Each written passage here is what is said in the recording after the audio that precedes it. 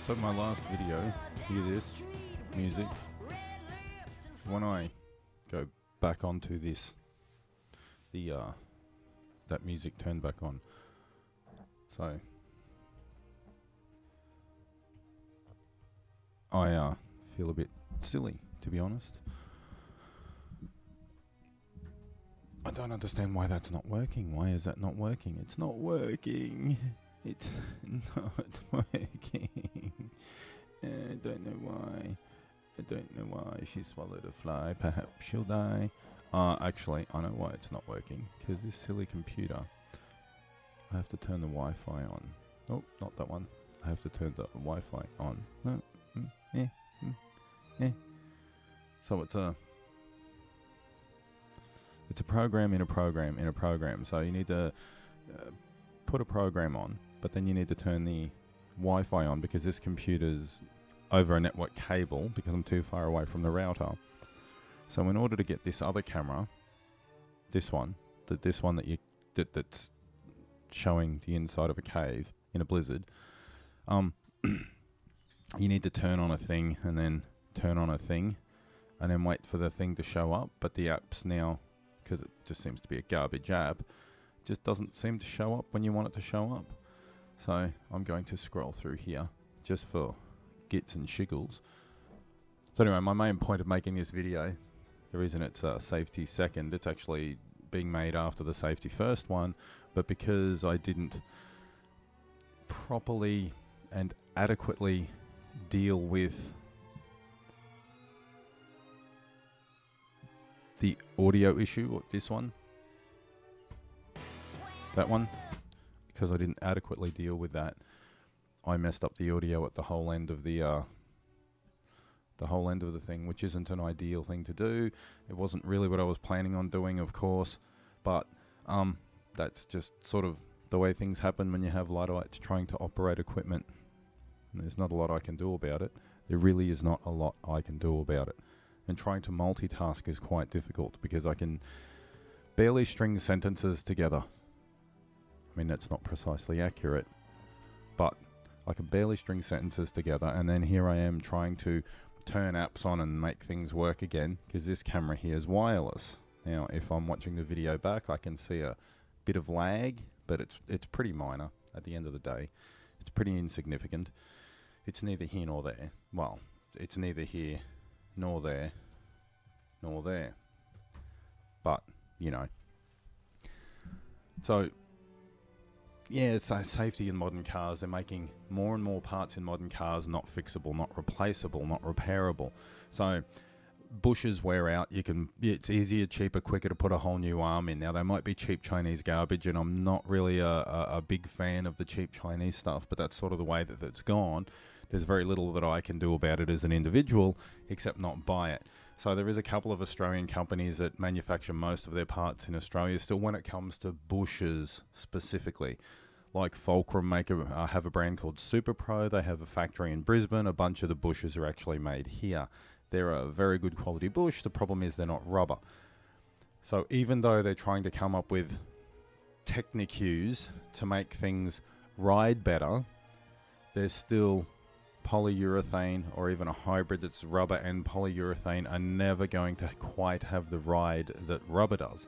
It's why they've continued to use rubber bushes in cars for the last 100 years, is because it's the best, the cheapest way to get you in comfort down the road. They transfer the least amount of noise into the body and everything else. And then electric power steering. So, I mean, part of it is, okay, no petrochemicals, you've got electric power steering, and that's great, but they're not repairable. An old hydraulic rack, barring a few, and pumps, unless it's a lot of European stuff, are rebuildable. They're just an oil pump that builds up pressure. Very similar to what's on hydraulic systems on tractors and bulldozers and all that sort of stuff. But electric, you just, in general, don't rebuild them. They have sensors in them that fail to recalibrate, and they have all sorts of other issues. Now, the other thing with electric power steering is when it fails, it can fail so catastrophically. Like later model Mazda 6s, the sensor in them fails, so it thinks you're always trying to turn right. So you basically have to hold onto the car to stop yourself driving into oncoming traffic, no matter what your suspension settings are, no matter how good your wheel alignment is.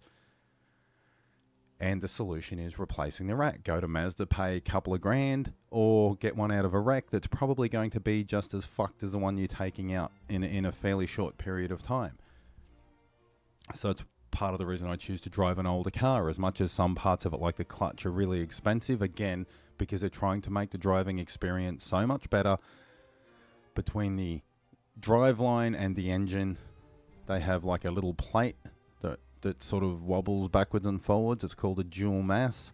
So instead of the vibration of the engine transferring into the body of the car, or the shitty driving that people do in manuals transferring back into the engine, which can cause undue wear, they put a dual mass flywheel. They have to be replaced when you do the clutch. It therefore vastly and drastically increases the price of the clutch.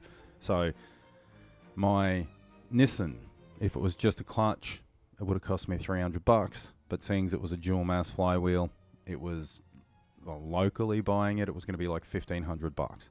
Now, it's a $2,000 car. I've given away cars because I needed that sort of money spent on them. My old first generation Subaru Outback, should have kept it. Had 700,000 Ks on it. Should have kept it. But because it had a dual mass flywheel, didn't want to spend the $1,200 on a $700 car. That's just the way the cookie crumbles, the nature of the beast. Anyway, safety second. I think a lot of the older safety features are a much better idea. Not opposed to airbags, not opposed to ABS, not opposed to any of these things. But again, we had a car the other day. They kept trying to get us to fix a problem that they were told existed in a specific way, but it wasn't. It was the actual, they call it an ABS motor. They think the part that actually oscillates the brakes, that has all the sensors going into it, that tells the thing which wheels are spinning, which ones aren't. So it itself had failed and kept bringing up an airbag, an ABS warning. So we were sitting there in this car, and after a few minutes of the system being on, it was telling us that the back wheels were spinning at 600 kilometers an hour. I mean, we weren't launching the fucking thing into orbit, and if we were, then all four wheels might have been spinning at that speed, just, I don't know, through sheer exhilaration, because it's not really how physics would work on something like that. How do we fix it? You have to put a new ABS motor in it, pump, whatever you want to call it. People don't really want to do that, especially since it was a car that was being done by a dealer. They needed it to be roadworthy. But what you'll find will happen is they'll probably just rip the globe out of the dash and just pretend it doesn't have ABS. The amount of times that gets done. We need yearly roadworthies in the state that I live in, which is Queensland. As much as it's annoying for people that have no money, but it also means that you have to maintain your car. And if it's getting done every year, the progression is probably not as bad. So if you've got a car that you've been banging around in without servicing or looking after for 10 years, the repair bill is probably going to be significantly higher than a car that you made sure was fine every year. So a boot worn out, if your car's registered in January, it wears out in December. In January, you go get it checked, it needs a boot, it's probably just a boot. But if you did it in December in 1986 and then comes around to the year 2000 and your CV's completely fucked, and it's in a car that they don't make CVs for, so then you've got to go and find a second-hand one, and nobody actually rebuilds the joints anymore. Not really. So they used to grind them out, put bigger balls in them, redo the cages. There used to be like a proper factory in Brisbane where they'd fully recondition joints. Now they just put Chinese joints on the outside, rebuild the inners as much as possible. Not with bigger balls or anything. They just have to try and remanufacture the inner. And an original joint is always going to be better than an aftermarket joint. And an original shaft is always going to be better than an aftermarket one. All these cars that are all lifted to shit, you know, it's only a 2-inch lift outside of the parameters that the CV was designed to operate. And the aftermarket ones operate with even a smaller set of parameters. So if you can put original ones back in your car, or better yet, don't lift your fucking car 2 inches. It's just too much.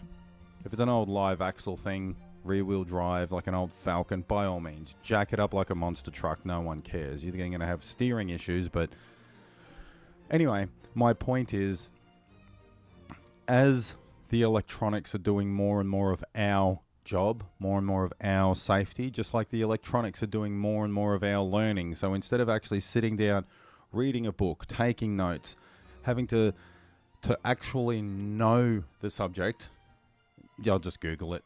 Although now it turns out even the mainstream is beginning to understand that Google is just basically paid ads, most of it. If you want to find out information, it's getting to the point that you're now really going to have to start going back to the library again, because so much of what's on the internet is just misleading.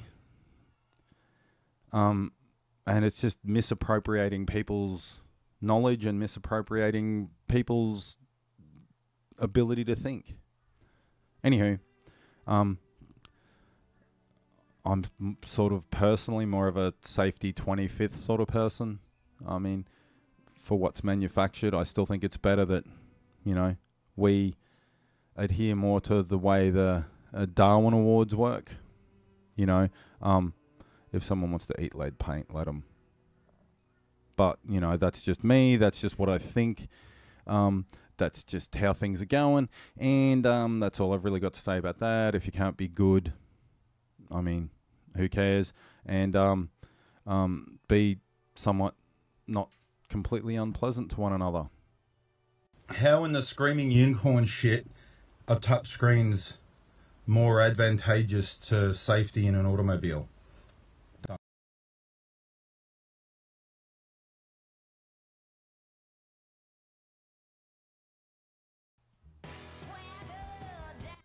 That was meant to say goodbye. That was meant to say the end, but it didn't because I forgot to reset it. So, yay, Luddite.